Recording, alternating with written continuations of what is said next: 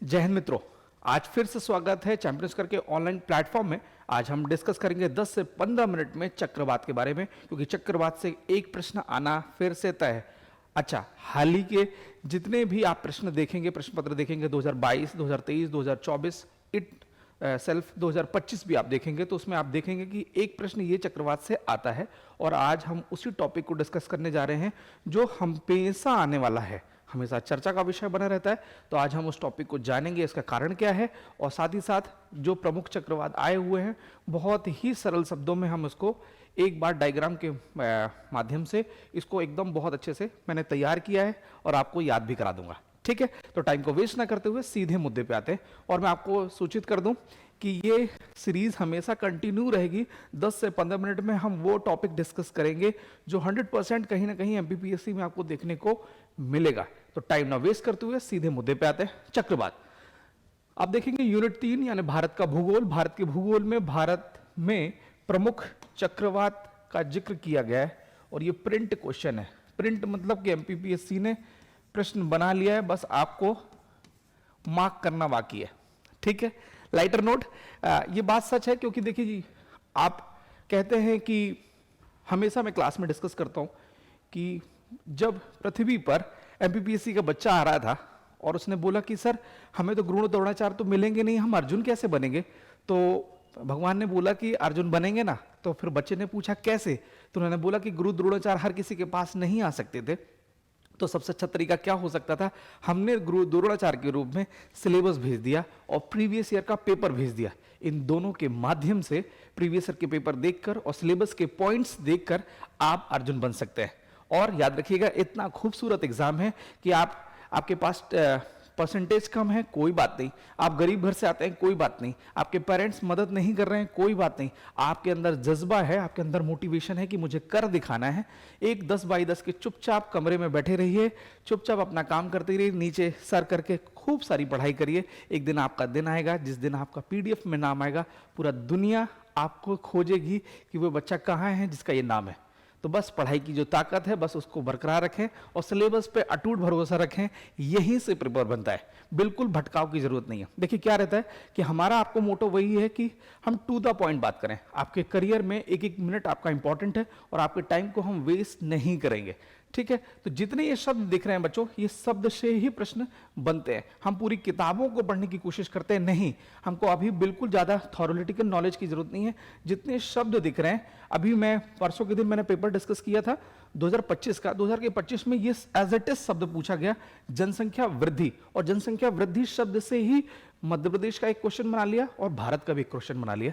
हमको क्या करना है, हमको एज इट इज एक एक शब्दों को प्रिपेयर कर लेना है। जब ये सब कुछ तैयार हो जाए तब आप एक्स्ट्रा नॉलेज लेने की तैयारी कर सकते हैं। चलिए टाइम को वेस्ट ना करते हुए सीधे मुद्दे पे आते हैं। ये देख लीजिए, सबसे पहले प्रश्न देख लीजिए। हम इसका अभी आंसर नहीं डिस्कस करेंगे, आंसर हम लास्ट में डिस्कस करेंगे। वर्ष 2021 में निम्नलिखित में कौन सा चक्रवात भारत के पश्चिमी तट पर आया है। ठीक है, ये देख लीजिए, अम्फान, ताउते, मिचोंग, फानी। फिर एक प्रीवियस का क्वेश्चन है कि इनमें से कौन सा चक्रवात नवंबर-दिसंबर 2024 में तमिलनाडु के तटीय भाग को प्रभावित किया। आसना, दाना, विपरजॉय, फैंगल। ये प्रश्न इस प्रकार के आते हैं और मेरा ये मानना है कि अगर आपने इसको 10 से 15 मिनट में तैयार कर लिया तो आप मुस्कुराते मुस्कुराते उसको टिक कर देंगे। चलिए सबसे पहले देख लेते हैं क्या होता है चक्रवात। तो एक बार इमेज आपने देखी है, ये बचपन में भी देख रहे होंगे, एनसीईआरटी में भी पढ़ी होगी, माध्यमिक शिक्षा मंडल के आपने जो किताबें होंगी पाठ्यपुस्तक उसमें भी इसको देखा होगा। तो देखिए सबसे पहले क्या है, ये समुद्र के ऊपर बनने वाला एक शक्तिशाली घुमावदार एक निम्न वायुदाब का क्षेत्र होता है, जहां तेज हवा चलती है, जो भारी बारिश और समुद्री लहर और कम दाब का ये पूरी की पूरी जो कंडीशंस देखने को मिल रही हैं, आपको ये चक्रवात में देखने को मिलेगी। मैं जानता हूं कि आपको ये टॉपिक पूरा का पूरा याद है, बस कम शब्दों में कीवर्ड्स के माध्यम से मैं आपको रिवाइज करा रहा हूं कि जब भी चक्रवात समुद्र के ऊपर बनेगा तो क्या होगा, तेज हवाएं चलेंगी, भारी बारिश, समुद्री लहर आपको देखने को मिलेगा, स्ट्रोम्स देखने को मिलेंगे और लो प्रेशर देखने को मिलेगा। ठीक, प्रक्रिया क्या होगी कि जब भी समुद्र की गर्मी होगी तो क्या होगा, निम्न वायुदाब का क्षेत्र होगा, वेपर होगा, मतलब कि जो पानी या बारिश जो पानी है उसकी ऊष्मा जैसे ही ऊष्मा बढ़ेगी तो क्या होगा, वाष्पीकृत होते हुए जो समुद्र का पानी ऊपर उठेगा तो कम वायुदाब का क्षेत्र और नमी बनेगी और ये मिलकर घूमता हुआ एक तूफान बनेगा जो तेजी से मजबूत होते हुए तटों की तरफ ये बढ़ता हुआ जाएगा। कीवर्ड्स है, एक बार देख लीजिए, समुद्र की गर्मी होगी, कम दबाव देखने को होगा यानी कि लो प्रेशर देखने को मिलेगा और साथ ही साथ ह्यूमिडिटी देखने को मिलेगी और ये तीनों का समप होगा तो एक घूमता हुआ तूफान बनेगा जो तटों की तरफ जाके क्या होगा, पूरे तहस नहस करने की कोशिश करेगा। ठीक, फिर चक्रवात बनने की 5 शर्तें कौन कौन सी हो सकती हैं, एक नजर देख लीजिए। मैं फिर से बोल रहा हूं, आपको पता है, बट 2x स्पीड में लगा के इसको एक बार देख लीजिए। सबसे पहले समुद्र की गर्म समुद्री जल, वार्म ओशियन वाटर, यानी कि तकरीबन 27 डिग्री का आसपास का टेम्परेचर होगा। हो सकता है आपसे प्रश्न में ये कंडीशन पूछ ली जाए कि कितने डिग्री सेंटीग्रेड का तापमान होता है, तो आप तापमान तकरीबन मान के लिए 27 डिग्री सेल्सियस क्या या उससे अधिक देखने को मिलेगा। खासकर ये भारत के आसपास यानी अरब सागर या बंगाल की खाड़ी, दो ही सेगमेंट है, या तो अरब सागर में देखने को मिलेगा या तो बंगाल की खाड़ी में देखने को मिलेगा। Second condition, low pressure area, कम वायुदाब का क्षेत्र देखने को मिलेगा। गर्म, जब याद रखिए कि वायु यानी कि हवा जब गर्म होती है तो कब नीचे की तरफ जाती है या ऊपर की तरफ, तो हमेशा याद रखिए कि जब चीजें गर्म होगी तो ऊपर की तरफ जाएगी, तो गर्म हवा ऊपर की ओर उठेगी और नीचे कम दबाव का क्षेत्र बन जाएगा और आसपास की हवाएं तेजी से, इसे जब लो प्रेशर हो जाएगा, कम दबाव का क्षेत्र होगा, तो इसे भरने के लिए एक रोटेशन चालू हो जाएगा, भरने के लिए दौड़ती है और घुमाव चालू हो जाता है। ठीक, सेम कंडीशन आप देखेंगे, पूरी गर्मी होगी, गर्मी की वजह से ये वाष्पीकृत होता हुआ जाएगा जल और धीरे धीरे वाष्पीकृत बूंदी होंगी और यहां निम्न वायुदाब का क्षेत्र बन जाएगा, गर्म हवा ऊपर की तरफ उठ जाएगी। ठीक, और इसको भरने के लिए समुद्री हवाएं इसके पास आएंगे। नेक्स्ट, नमी, मॉइस्चर सप्लाई, समुद्र से लगातार भाप मिलती रहती है और यहीं से वर्षा बनने की प्रक्रिया चालू हो जाती है। ठीक है, फिर कोरियोलिस बल देखा होगा आपने, ज्योग्राफी में पढ़ा होगा, अर्थ रोटेशन की वजह से कोरियोलिस बल बनता है। बस मैं कोरियोलिस बल नहीं पढ़ाऊंगा, बस आपको एक बार रिवाइज करा देता हूं। हो सकता है आपसे प्रश्न पूछ लिया जाए कि चक्रवात बनने की प्रक्रिया में कौन कौन सा बल काम करता है, तो एक शब्द आपको देखने को मिलेगा कोरियोलिस बल, तो आपको इसमें टिक जरूर करना है। तो पृथ्वी की घूर्णन की क्षमता की वजह से, घूर्णन गति की वजह से घूमने से हवा क्या होती, घूमने लगती है और चक्र का आकार बना लेती है। नेक्स्ट, ऊंचाई पर हवा का संतुलन, अपर एयर कंडीशन, ऊपरी हवा शांत होनी चाहिए ताकि तूफान बढ़ सके। देखिएगा जब भी तूफान होता है तो ऊपर का पूरा सेगमेंट शांत रहता है। नेक्स्ट, भारत में चक्रवात आखिर क्यों आते हैं, तो देख लो भैया, भारत में 2 जगह आपको चक्रवात देखने को मिलेंगे, एक बंगाल की खाड़ी में और एक होगा अरब सागर में। बंगाल की खाड़ी में क्या, वहां पानी ज्यादा है, नमी अधिक है, कोरियोलिस का ज्यादा इफेक्ट पड़ता है और पूर्वी तटों पर ज्यादा इसका खतरा देखने को मिलेगा। नेक्स्ट, हम अरब सागर की बात कर लेते तो सबसे पहले सबसे इसमें कम चक्रवात देखने को मिलता था, मगर क्या हुआ कि पर्यावरण का जैसे जैसे आपको चेंजेस देखने को मिलेगा, एनवायरमेंटल चेंजेस देखने को मिलेगा, उसकी वजह से यहाँ भी तूफान आना या चक्रवात आना चालू हो गए और पिछले 8-10 सालों में सबसे ज्यादा यहाँ दुगनी स्पीड से चक्रवात देखने को मिल रहे हैं। ठीक है, चक्रवात कब आते हैं, तो भैया 2 टाइम आपको देखने को मिलेगा, मानसून के पहले और मानसून के बाद, यानी कि अप्रैल और जून के टाइम पीरियड में और अक्टूबर और दिसंबर के टाइम पीरियड में आपको ये देखने को मिलेंगे, जिसका एग्जाम्पल है फानी, आम्फान, हुदहुद, गंजा और मिचियोंग। ठीक, फिर इसमें क्या क्या इंपैक्ट पड़ता है, देखिए सकारात्मक प्रभाव की बात करें तो वर्षा बहुत तेजी से बढ़ती है, मानसून को इससे सहायता प्राप्त होती है।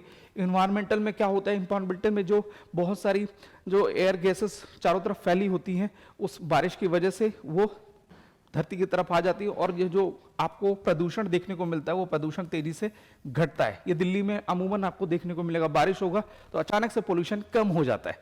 इसका नकारात्मक प्रभाव की बात करते हैं तो भारी बारिश, बाढ़ का देखने खतरे को मिलेगा। बिल्कुल उड़ीसा, तमिलनाडु में आप देखेंगे जब भी ये थंडरस्टॉर्म आते हैं, तूफान आते हैं, तो बहुत सारी चीजें अस्त व्यस्त हो जाती है। तेज हवाएं, पेड़, बिजली के खंभे कच्चे मकान को गिरा देते हैं। ठीक है, कृषि को नुकसान हो जाता है, जितनी भी हमारे कृषकों के द्वारा की गई मेहनत है सब एक झटके में पानी में मिल जाती है। धान, नारियल, केला, मछली उद्योग एकदम त्राहिमाम की स्थिति में हो जाते हैं और सबसे ज्यादा परिवहन बाधित होता है। ठीक है, पूरी आप रोड कनेक्टिविटी टूट जाती है, रेलवे कनेक्टिविटी टूट जाती है। इनफैक्ट रेलवेज के साथ साथ जो एयरवेज हैं, क्योंकि हवाई पट्टी में भी पानी भरा जाता है, उसकी वजह से पूरा का पूरा चीजें अस्त व्यस्त हो जाती है। भारत में सबसे ज्यादा प्रभावित राज्य के तो देख लेते हैं, हो सकता है आपसे राज्यों के नाम पूछ लें, तो पूर्वी तट में आपको सबसे ज्यादा उड़ीसा, पश्चिम बंगाल, आंध्र प्रदेश और तमिलनाडु आपको देखने को मिलेगा पूर्वी तट पे। पश्चिमी तट की बात कर दी जाए तो पश्चिमी तट में आप गुजरात, महाराष्ट्र और गोवा, ये कोंकण वाला तट जितना है, यह आपको ये इम्पैक्ट देखने को ज्यादा मिलेगा। और इस वाले क्षेत्र पे, पूर्वी क्षेत्र में, यहाँ जो जितने तटीय इलाके हैं इस पे देखने को मिलेगा। चलिए एक बार क्विक तरीके से एक बार देख लेते हैं कि कौन कौन से प्रमुख चक्रवात आए हुए हैं। तो पूर्वी तट के चक्रवात एक तरफ और पश्चिमी तट के चक्रवात, कल मैंने थोड़ी सी मेहनत की और आप सभी के लिए मेहनत की थी, तो उसको एक नजर हम देख लेते हैं, कुछ ट्रिक के माध्यम से याद कर लेते हैं। चलिए टाइम को वेस्ट न करते हुए सीधे मुद्दे पे आते हैं। यास, चलिए मोन्था, ये 2025 का अभी लेटेस्ट है, 2024-25 में आया है मोन्था। ये मोन्था कहाँ आया है? उड़ीसा और तमिलनाडु को इफेक्ट किया। और इसका नामकरण हम देखो, हम सबसे पहले आपको बता देते हैं कि ये चक्रवात का नाम, ये कहाँ है, प्रभावित क्षेत्र और नामकरण ये किसने किया है, हम इसको डिस्कस करेंगे। तो मोन्था नाम है, ठीक, उस चक्रवात का नाम है मोन्था, प्रभावित क्षेत्र है उड़ीसा, तमिलनाडु, और साथ ही साथ इसका नाम किया गया है थाईलैंड के द्वारा। अब सर याद कैसे करें? तो मोन्था है और था में ही था लगा हुआ है, तो था मतलब थाईलैंड। ठीक, आपको अब ज्यादा परेशान नहीं होना है, थाईलैंड के द्वारा। क्लियर है, याद हो जाएगा मुझे उम्मीद लगता है। ठीक, पूर्वी तट में आए हुए चक्रवातों में से एक। फिर आता है यास, ये देखिए यास। ठीक, अभी कहाँ है? ऑब्वियस है पूर्वी तट होगा तो उड़ीसा और पश्चिम बंगाल में आएगा, और नामकरण किया है ओमान। अब सर याद कैसे करें? तो जब भी यश प्राप्त करते हैं तो क्या, जैसे यश हो जाता है आपका, जब डिप्टी कलेक्टर बन जाते हैं तो आपको क्या मिलता है? मान सम्मान मिलता है, बस। तो यश भी बोल सकते हैं, यश और इक्वल टू मान। तो ये आपको चीजें याद हो जाएगी। मान कब मिलेगा? जब आपकी यश की प्राप्ति होगी, तो अब आपको ओमान। ठीक है, फिर आता है गुलाब आया उड़ीसा और आंध्र प्रदेश के तट में आपको देखने को मिलेगा। ठीक है बच्चों, और इसका नामकरण किया गया पाकिस्तान के द्वारा। ठीक, तो इसका या सकते हैं। वैसे मैं आपको बता देता हूं कि गुलाब जब आप देखते हैं तो गुलाब में कांटे लगे होते हैं, ठीक है, और कांटे दर्द देते हैं। तो हम भारत हमेशा किससे ज्यादा प्रभावित है? भारत को सबसे ज्यादा दर्द कौन देता है? पाकिस्तान। तो बस आपको याद रखना है कि गुलाब प्लस कांटे, और कांटे मतलब पाकिस्तान। सच बात है ये, मुस्कुरा रहे होंगे मगर ये बात सच है। चलिए नेक्स्ट है रेमल, ये है पश्चिम बंगाल के तट में आपको देखने को मिलेगा, और ये है ओमान। ठीक, तो हमने कल बैठे बैठे हमने ट्रिक बना रहे थे, तो ओरे पिया, ओ से ओमान, रे से रेमल, पास से पश्चिम बंगाल। ठीक है, ओरे पिया, ये राहत फतेह अली खान का गाना है ओरे पिया। आप याद करते होंगे इस गाने को, आप हमेशा उसको सुनते भी होंगे। तो ओरे पिया आपको इस तरीके से चीजें याद हो जाएगी। फिर आता है मिचियोंग, और ये तमिलनाडु में है और ये म्यांमार में देखने को मिलेगा। तो ये मिचियोंग है, तमिलनाडु में आपको सबसे ज्यादा प्रभावित इसने किया, और म्यांमार। तो मा से मिचियोंग और मा से म्यांमार, 2 M है। ठीक, या जब भी बच्चा मचलता है मिचियांग यानी मिचलता है, तब कौन उसकी केयर करता है? माँ केयर करती है। तो इस तरीके से भी इसकी ट्रिक बनाई जा सकती है। फिर बात करते हैं दाना ने सबसे ज्यादा कहाँ किसको प्रभावित किया? तो ये पूरा का पूरा उड़ीसा और बंगाल के तट को प्रभावित किया। और दाना है और ये कतर है। ठीक, तो क्या है कि जब भी हमारी गाय खाना खाती है या भोजन करती है तो कतर कतर के चीजों को, दाना जो आती है कतर कतर के खाती है, तो कतर और दाना। ठीक, इस तरीके से चीजें याद कर सकते हैं। फिर है अम्फान ने किसको प्रभावित किया? उड़ीसा और पश्चिम बंगाल को और थाईलैंड। जब फन करने आप जाते हैं तो कहाँ जाते हैं? थाईलैंड जाते हैं। सच बात है ये। तो इस तरीके से चीजें आप याद कर सकते हैं। ठीक, फन करने फन करने कहाँ जाएंगे? थाईलैंड जाएंगे। उड़ीसा और पश्चिम बंगाल को इसने प्रभावित किया था, और थाईलैंड। इस तरीके से चीजों को याद कर सकते हैं।